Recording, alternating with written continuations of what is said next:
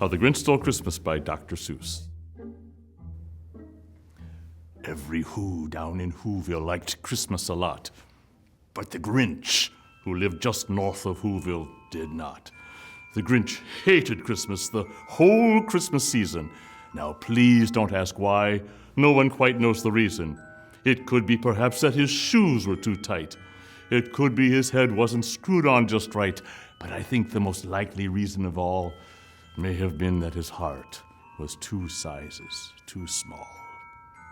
But whatever the reason, his heart or his shoes, he stood there on Christmas Eve, hating the Whos, staring down from his cave with a sour, grinchy frown at the warm-lighted windows below in their town, where he knew every Who down in Whoville beneath was busy now, hanging a mistletoe wreath.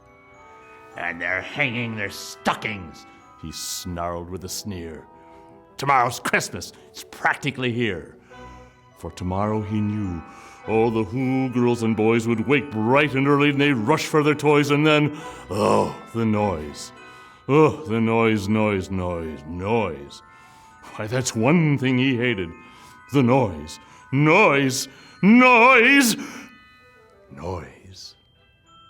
Then the Whos, young and old, would sit down to a feast.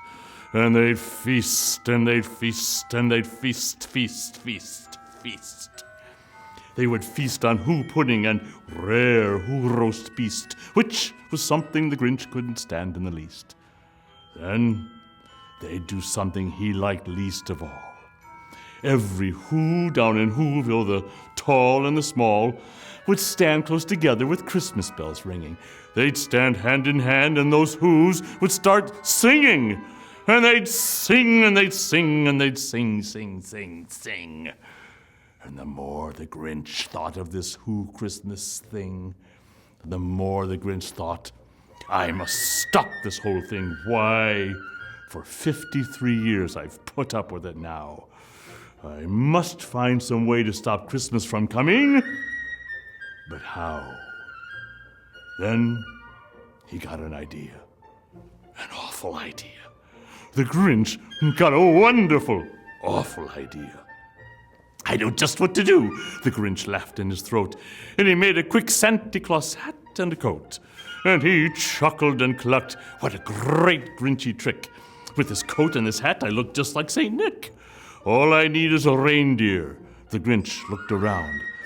But since reindeer are scarce, there were none to be found. Did that stop the old Grinch? No, the Grinch simply said, "If I can't find a reindeer, I'll make one instead." So he called his dog Max, and he took some red thread and tied a big horn on the top of his head. Then he loaded some bags and some old empty sacks on a ramshackle sleigh, and he hitched up old Max. "Get up!" snarled the Grinch. And that sleigh started down toward the homes where the Whos lay a snooze in their town. All their windows were dark. Quiet snow filled the air. All the Whos were all dreaming sweet dreams without care when he came to the first little house on the square.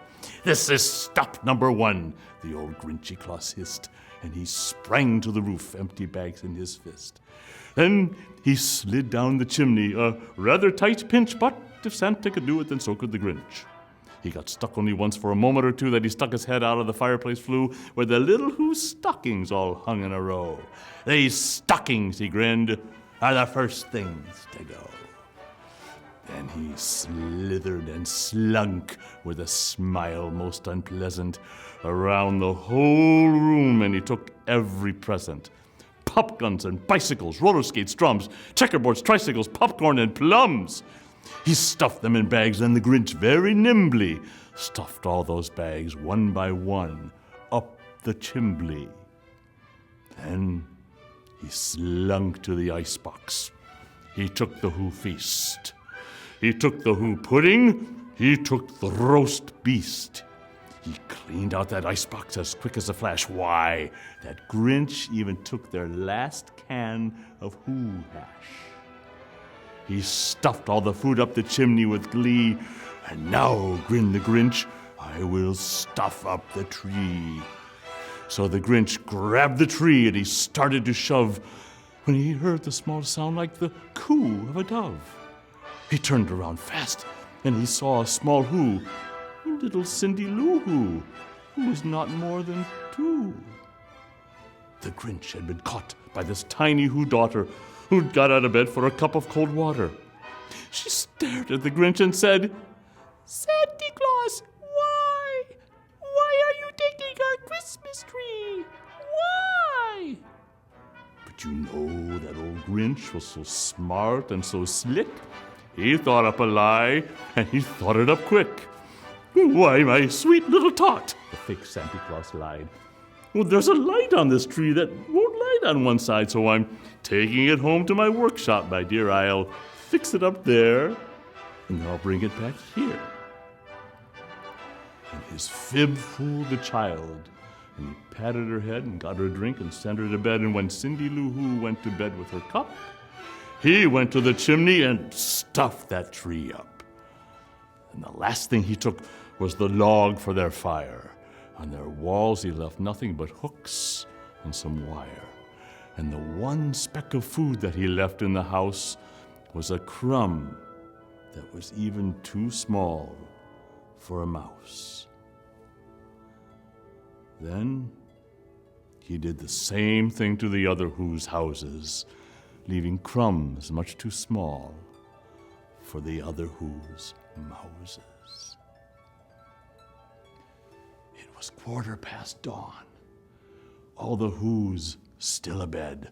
All the Who's still a snooze when he packed up his sled, packed it up with the ribbons, the wrappings, the tags and the tinsel, the trimmings, the trappings. 3,000 feet up the side of Mount Crumpet, he rode with his load to the tip-top to dump it. Pooh-pooh to the Who's, he was grinchishly humming. They're finding out now that no Christmas is coming. They're just waking up. I know just what to do. Their mouths will hang open a moment or two. Then the Who's down in Whoville will all cry, "Boo-hoo!" "Well, that's a noise," grinned the Grinch, "that I simply must hear." So he paused, and the Grinch put a hand to his ear.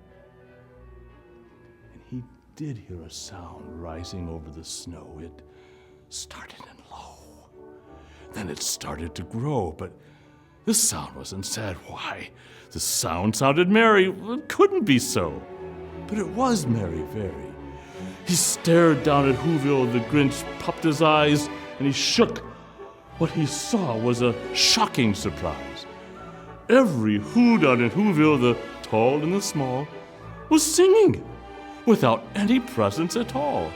Well, he hadn't stopped Christmas from coming. It came. Somehow or other, it came just the same. And the Grinch, with his Grinch feet ice cold in the snow, stood puzzling and puzzling. How could it be so? It came without ribbons. It came without tags. It came without packages, boxes, or bags.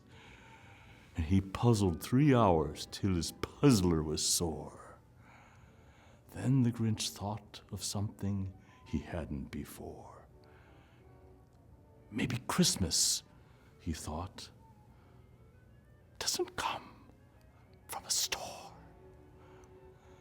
Maybe Christmas, perhaps, means a little bit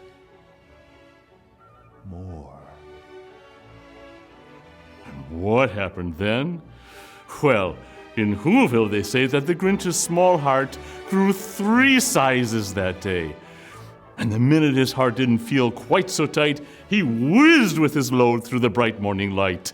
He brought back the toys and the food for the feast, and he himself, the Grinch, carved the roast beast.